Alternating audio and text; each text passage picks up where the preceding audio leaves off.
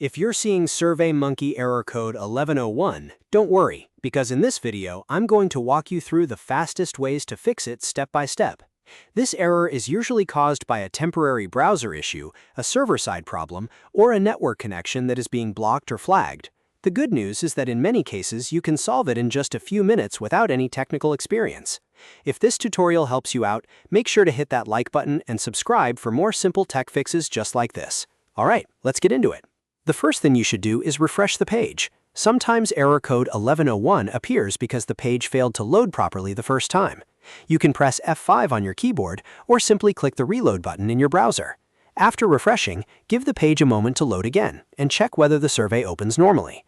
This is the quickest fix, and it often works if the issue is just a temporary glitch.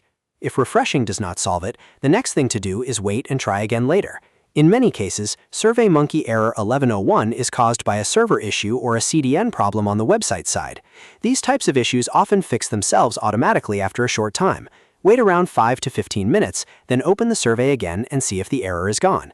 If the platform is experiencing temporary traffic or service interruptions, patience may be all you need. Now, if the error is still there, you should clear your browser cache and cookies. Old cached data can sometimes interfere with website loading and cause strange access errors. Open your browser settings, go to Privacy or Browsing Data, and clear the cache along with cookies and site data. Once that's done, close the browser completely and restart it. Then try accessing SurveyMonkey again. This step is very effective when the issue is being caused by outdated stored data in your browser. Another simple fix is to use Incognito Mode or a private window. Open a new private browsing window in your browser and try loading the SurveyMonkey link again. Incognito Mode disables most stored cookies and extensions, which makes it easier to test whether the problem is related to your browser profile. If the survey works in Incognito Mode, then the issue is likely connected to your cache, cookies, or an extension in your regular browser. If that still doesn't work, try a different browser or a different device. For example, if you're using Chrome, test it in Edge or Firefox. You can also try opening the survey on your phone or another computer. This helps you figure out whether the issue is specific to one browser, one device, or your overall network. If the survey loads elsewhere, then you know the original browser or device is the source of the problem. Next, disable your VPN or proxy if you have one turned on. VPNs and proxies can sometimes trigger CDN or security restrictions, which may cause error code 1101 to appear. Turn off your VPN, disable any proxy settings, and then reload the page.